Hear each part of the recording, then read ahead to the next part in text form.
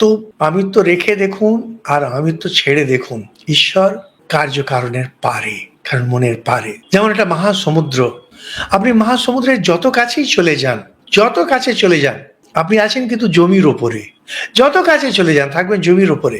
এমনকি যেখানে জল আসতে শুরু হয়ে গেলো সেখানে যদি আপনি গিয়ে দাঁড়ান, সেটাও হচ্ছে কিন্তু মাটির ওপরে।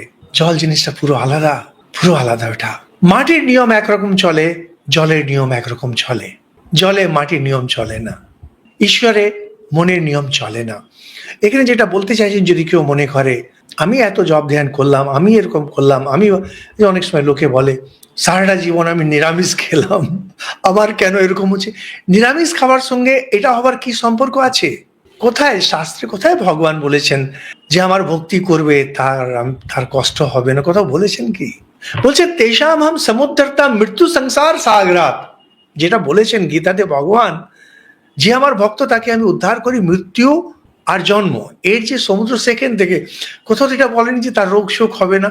যার জন্য আমরা দেখছি কিভাবে ঠাকুর, মা, স্বামীজি সবারই রোগ শোক হয়েছে, কিন্তু আমরা ধরে নিচ্ছি হ্যাঁ গো ঠাকুর আমার কেন হলো, হ্যাঁ গো এটা কেন হলো। আরে এটা কি যুক্তি আপনার?